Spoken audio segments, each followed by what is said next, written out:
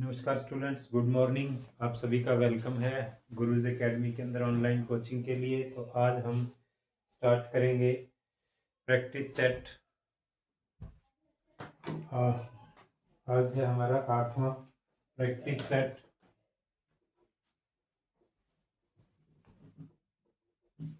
Eight है नवोदय का।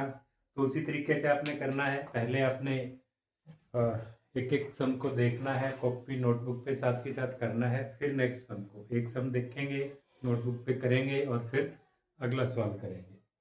तो इसमें जो हमारा पहला सवाल है, पहला कि शेखर एक प्रसिद्ध क्रिकेट खिलाड़ी है। उसने 6,980 रन बना चुका है वो क्रिकेट के अंदर, और 1,000 रन पूरे 10,000 रन पूरे करना चाहता है। पूरे कितना करना चाहता है वो? 10,000 रन।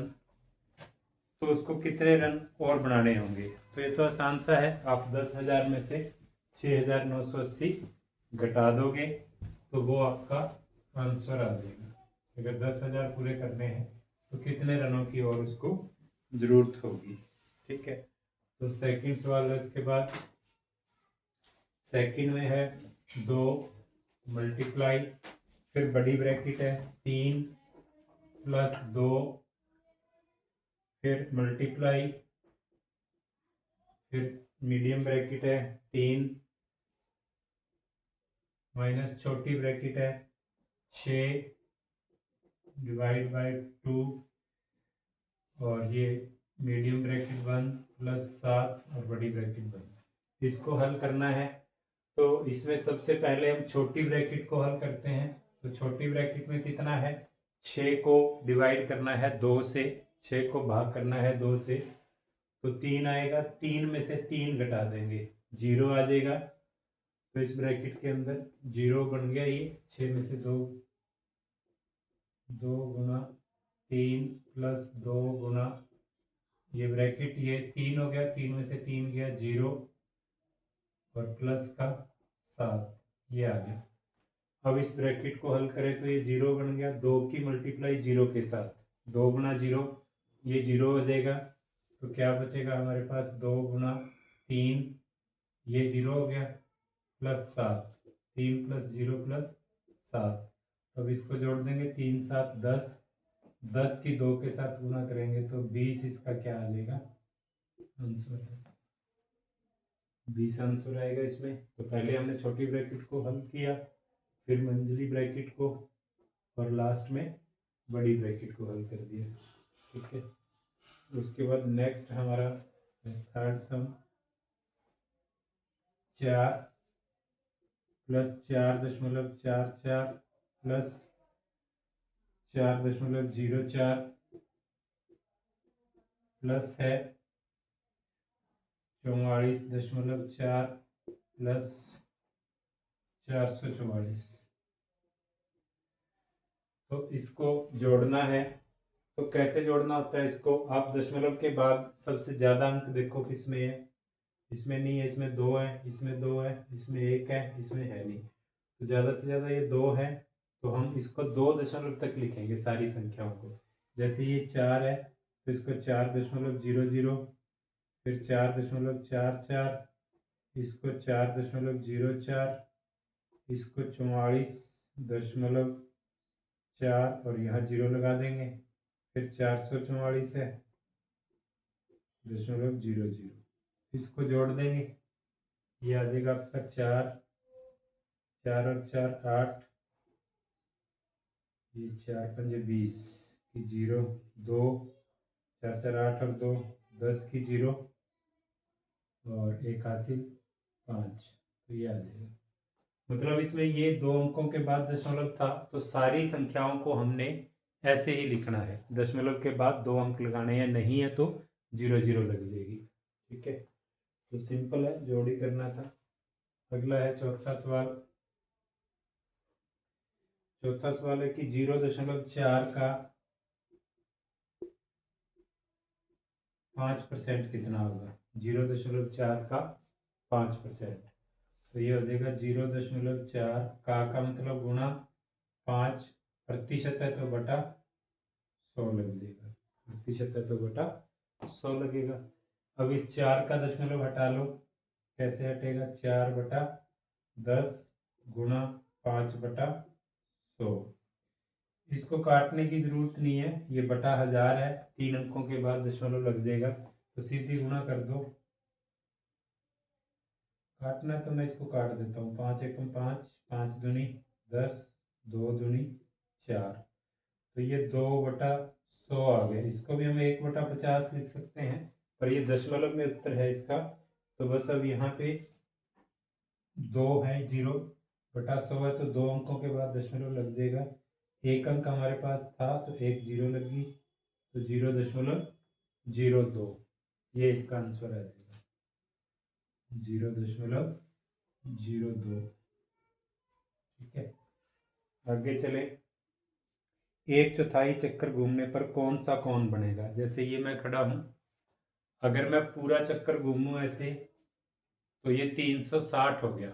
1/4 का मतलब चौथा हिस्सा, तो जैसे यहाँ हूं मैं, यहाँ से इस साइड से मैं 1/4, इसको 1/4 बोलेंगे, तो ये कितने डिग्री घूमा मैं, यहाँ से यहाँ 90 डिग्री।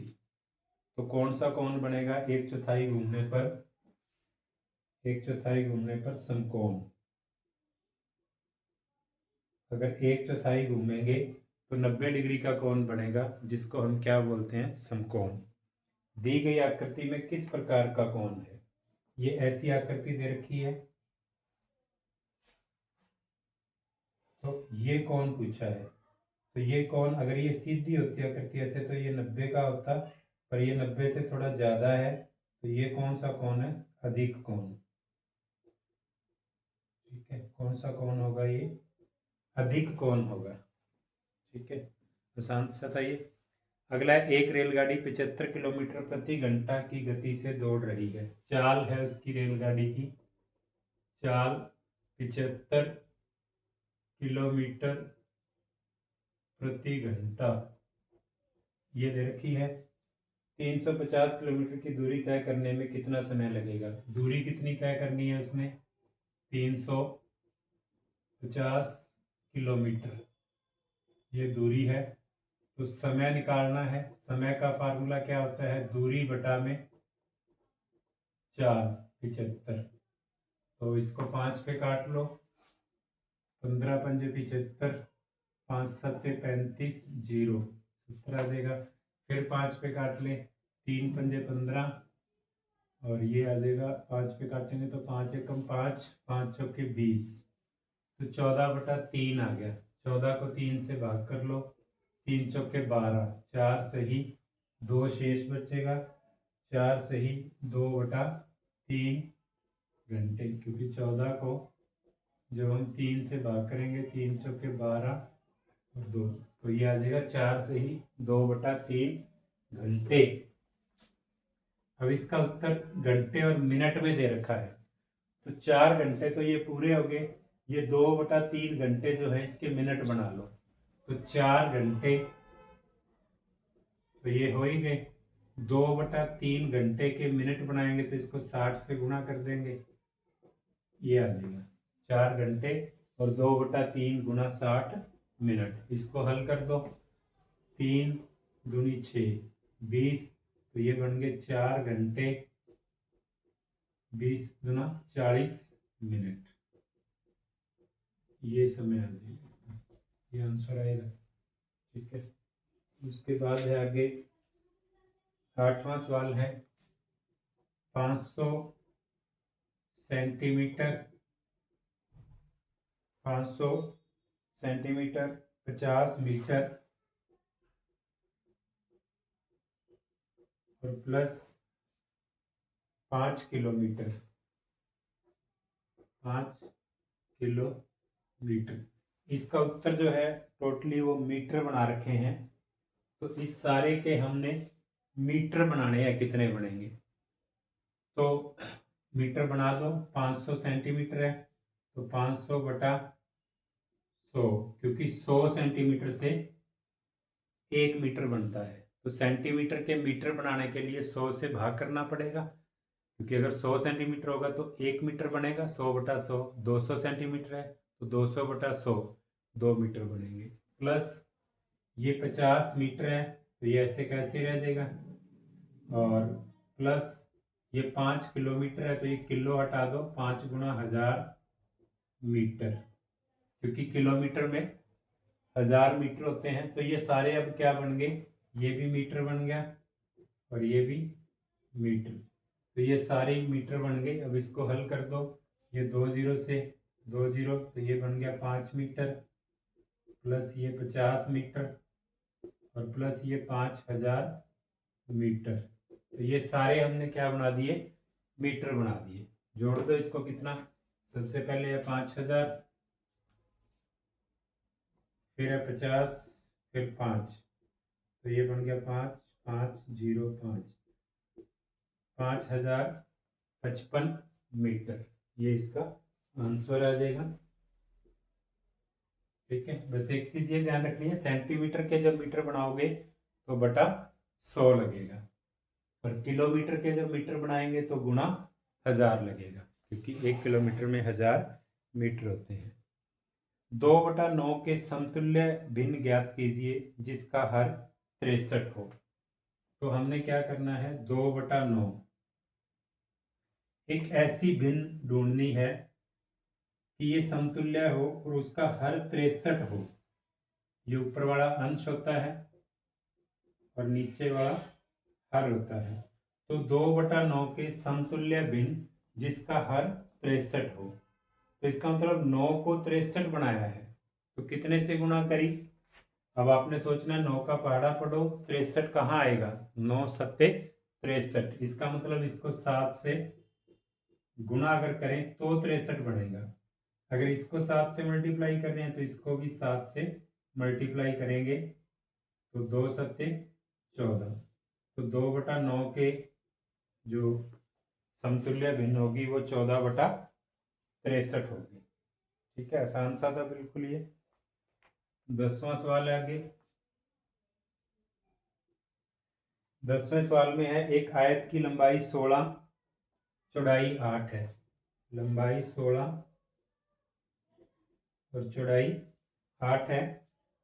यदि किसी वर्ग का क्षेत्रफल इस आयत के क्षेत्रफल से दुगना हो, ये कोई वर्ग है और इस वर्ग का क्षेत्रफल इस आयत के क्षेत्रफल से दुगना है, तो इसका क्षेत्रफल कितना आएगा, 16×8, लंबाई गुना चौड़ाई। आयत का क्षेत्रफल कितना आएगा, आयत का क्षेत्रफल आ जाएगा 16×8, 8 × 48, 4 8 एकम 8 और 4 12, 128 वर्ग सेंटीमीटर। सेंटीमीटर में है ना, ये मीटर में, 128 वर्ग मीटर। तो आयत का क्षेत्रफल 128 है तो इसका 128 का दुगुना हो जाएगा, 128 और 128 256, 256 वर्ग मीटर। क्योंकि आयत के क्षेत्रफल से क्या है, 2 गुना है, दुगुना है। आयत का अगर 128 है तो वर्ग का 256 हो गया। और अगर वर्ग का क्षेत्रफल 256 है तो इस वर्ग की भुजा क्या होगी, 256 का वर्गमूल निकालना पड़ेगा हमें, 256 का वर्गमूल। क्योंकि अगर आयत का क्षेत्रफल पता है और उसकी भुजा निकालनी है तो हमें 256 का वर्गमूल निकालना होगा। तो 256 का 16 आएगा, 16×16 256 होता है। वैसे भी 1 से 20 तक वर्ग हमने याद रखने होते हैं, नहीं तो आप इसका वर्गमूल निकाल भी लोगे।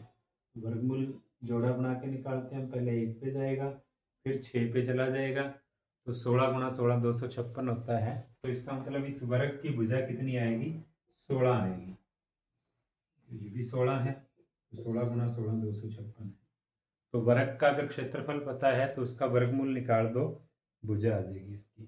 ठीक है जी, तो ये हमारे 10 सवाल हो गए। आगे चलते हैं हम नेक्स्ट।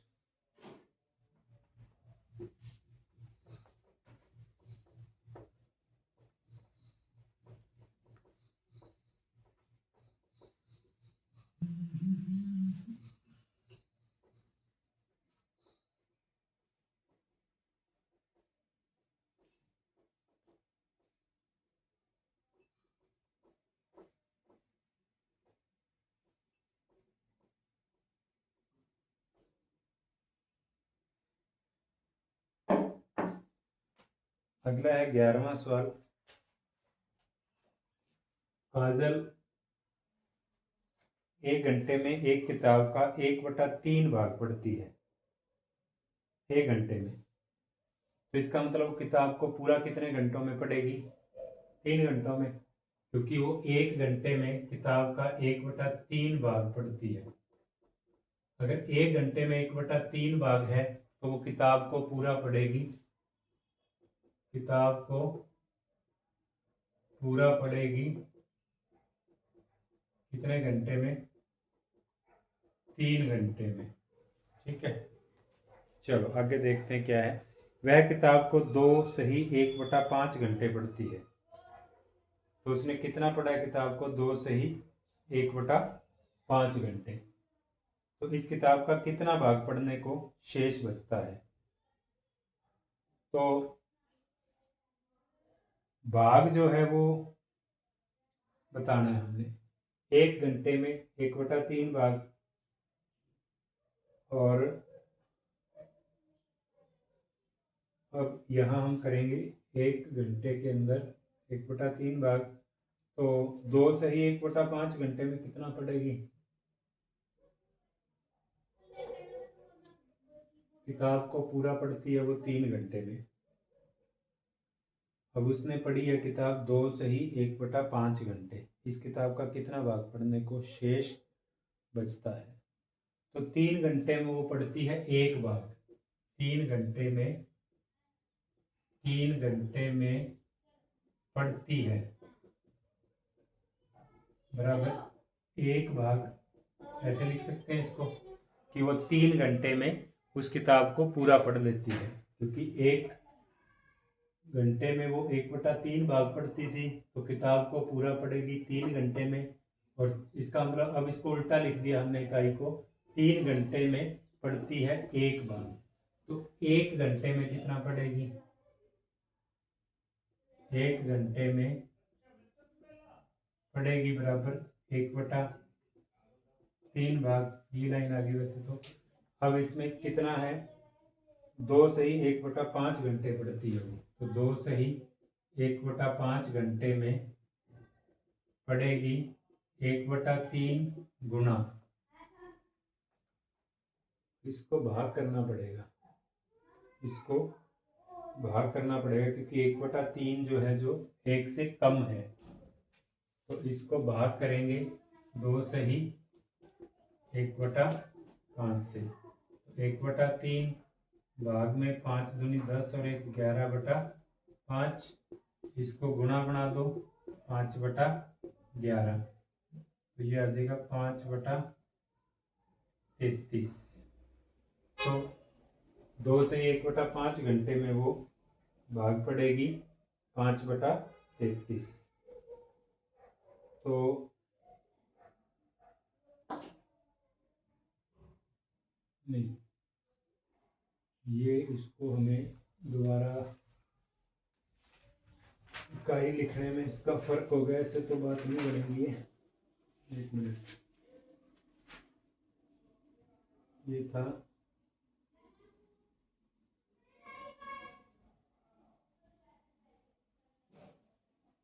इसको हमने ये करनी थी यहाँ। 1 मिनट, ये 2 सही 1/5 घंटे में, 1 घंटे में 1/3 भाग है, तो 2 से 1/5 में ज़्यादा पड़ेगी, तो 1/3 गुणा 2 सही 1/5, तो ये आ जाएगा 1/3, 5 दूनी 10 और 1 11/5, तो 11/15 भाग। तो वो कितना पड़ेगी? 2 से 1/5 घंटे में 11/15 भाग। तो इसने शेष भाग पूछा है, तो शेष भाग कितना रह जाएगा? पूरा भाग 1 था, तो 1 में से 11/15 घटा दोगे, तो इसका एलसीएम आ जाएगा 15, तो 15 माइनस 11, जब ये करोगे इसको हल, तो ये 4/15 इसका आंसर आ गया। एक बार दोबारा देखो इसको, इसको अपन यहीं से लेते हैं, इसको ये भी छोड़ दो, ये ऐसे लेते हैं इसको, यहाँ से देखते हैं 1 घंटे में वो कितना भाग पढ़ती है? 1/3 भाग। 1 घंटे में 1/3 भाग, तो 2 सही 1/5 घंटे में कितना पड़ेगी, क्योंकि उसने 2 सही 1/5 घंटे किताब को पढ़ा है, तो इसको गुणा कर देंगे 1/3 गुणा 2 सही 1/5। तो इसको हल किया, मल्टीप्लाई करी, तो ये 11/15 आ गया कि वो 2 सही 1/5 घंटे में 11/15 भाग पढ़ देगी। तो शेष भाग कितना बचा, पूरी किताब का 1 भाग था, उसमें से 11/15 पढ़ दिया, तो इसको हल करेंगे, घटाएंगे, तो ये 4/15 आ जाएगा। ठीक है, तो ये था 11वां सवाल। उसके बाद है आगे 12वां सवाल है, एक कमरा है, ठीक है, जो 12 मीटर लंबा है और 8 मीटर चौड़ा है। इस पर 2 मीटर वर्गाकार भुजा के पत्थर लगाने हैं हमने। ऐसे 2 मीटर भुजा है, ये वर्गाकार है, ये ऐसे पत्थर लगाने हैं। कितने पत्थर लगेंगे, तो पूरे फर्श का क्षेत्रफल निकाल लो, कितना आ जाएगा, 12 गुना 8, 12 गुना 8 96 वर्ग मीटर। अब जो इस पे पत्थर लगाने हैं हमने फर्श के ऊपर, उसका एक पत्थर का क्षेत्रफल निकाल लो। वर्गाकार पत्थर है, भुजा 2 है, तो एक पत्थर का क्षेत्रफल क्या आ जाएगा, एक पत्थर का क्षेत्रफल 2 गुना 2, 2 गुना 2 4 वर्ग मीटर। तो पत्थर कितने लगेंगे, पत्थरों की संख्या, पत्थरों की संख्या क्या आएगी, जो पूरे फर्श का क्षेत्रफल है इसको भाग कर दो किससे, एक पत्थर के क्षेत्रफल से। पूरे कमरे के क्षेत्रफल को एक पत्थर के क्षेत्रफल से भाग कर दो, तो वो पत्थरों की संख्या आ जाएगी। इसको भाग करोगे तो 4 दूनी 8, 1 16, 4 चौके 16, तो 24 पत्थर, ये इसका आंसर आ जाएगा, 24 पत्थर। ठीक है, फिर आगे 13वां सवाल हमारा वो ग्राफ वाला है, आसान होता है, ये आप कर लोगे। नेक्स्ट जो है 14वां सवाल, इसमें है नंदू 500 ग्राम आलू, 500 ग्राम आलू है, 250 ग्राम गाजर है, ये आलू, ये गाजर, ये ग्राम है, ठीक है, ग्राम, और 700 ग्राम प्याज है, प्याज सारे ग्राम में है, और 100 ग्राम अदरक है, 500 ग्राम टमाटर है, 500 ग्राम टमाटर, 100 ग्राम अदरक, 300 ग्राम मूली। सिंपल है, जोड़ ही करना है।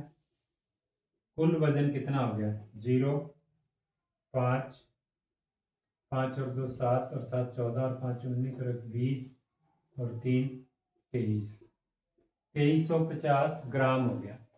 अब 1000 ग्राम का 1 किलो हो जाता है, तो ये 2350 ग्राम है, तो 2000 ग्राम के 2 किलोग्राम बन गए। तो इसको हम ऐसे भी लिख सकते हैं 2 किलोग्राम, क्योंकि ये 2000 ग्राम हो गए, और ये 350 क्या है, ग्राम है। और इसको अगर मैं दशमलव में लिखूं तो 2.350 किलोग्राम,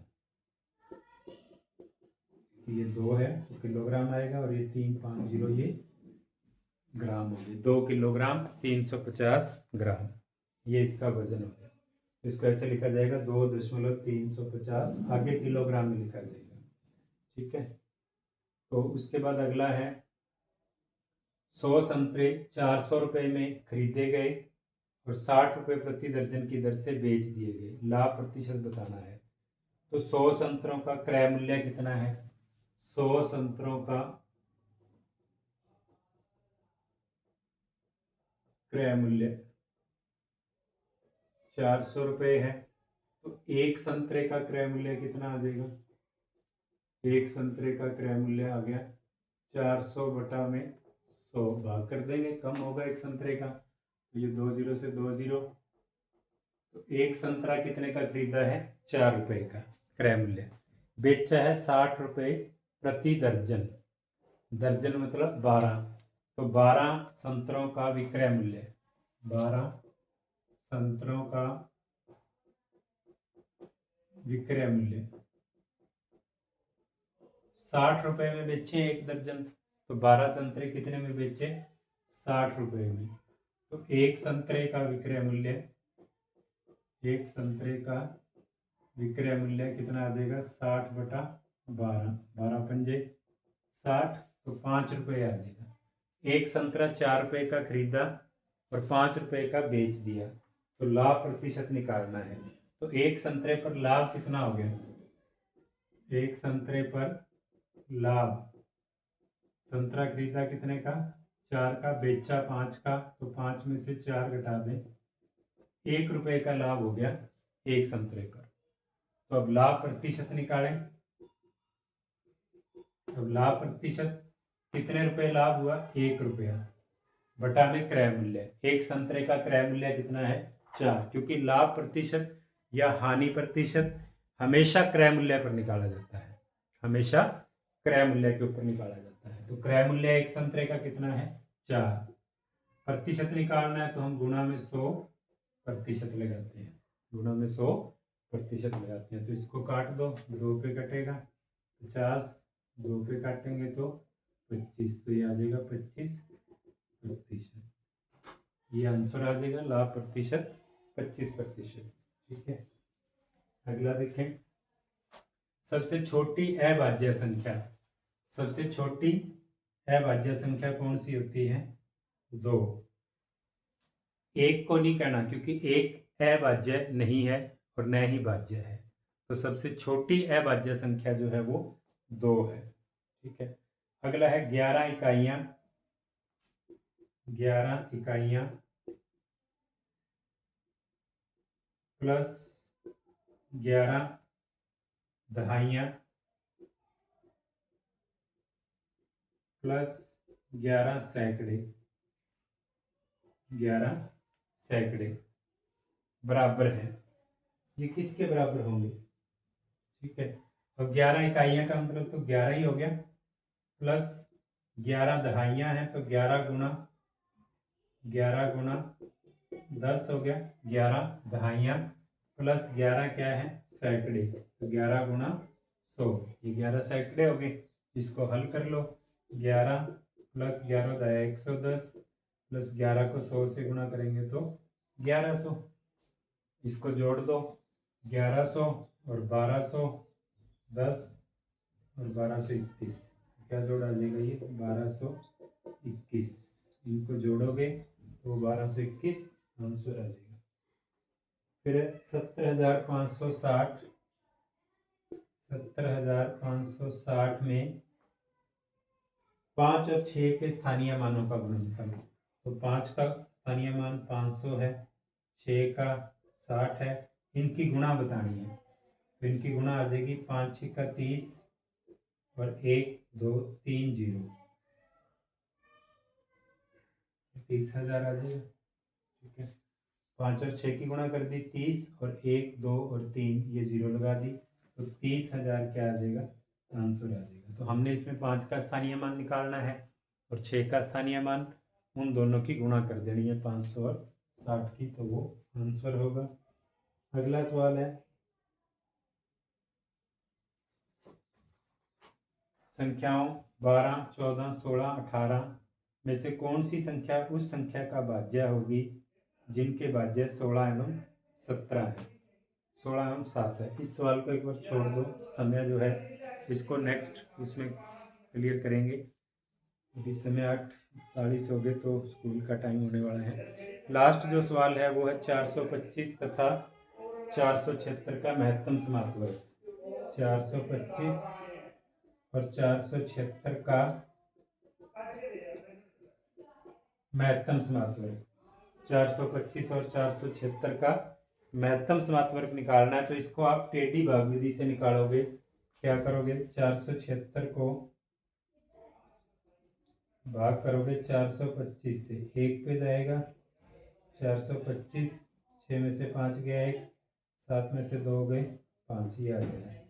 अब 51 को भाग करोगे 425 से तो ये 8 पे चला जाएगा, 4 सट्ठा 400, 408 आ जाएगा ये। तो ये घटाओगे 25 में से 8 गए 17, तो 51 को भाग करोगे 17 से तो ये पूरा पूरा चला जाएगा। 17 51, 17 51 और 0 आ जाएगा तो 17 क्या आ जाएगा, इसका मैसा आ जाएगा। 17 क्या होगा, इसका मैसा होगा। एक सवाल रह गया, वो हम नेक्स्ट उसके अंदर करेंगे। तो अभी समय हो गया है, तो मिलते हैं नेक्स्ट पेपर के अंदर। अभी ये हमारा प्रैक्टिस सेट था 8, तो प्रैक्टिस सेट 9 के अंदर मिलते हैं। Thank you.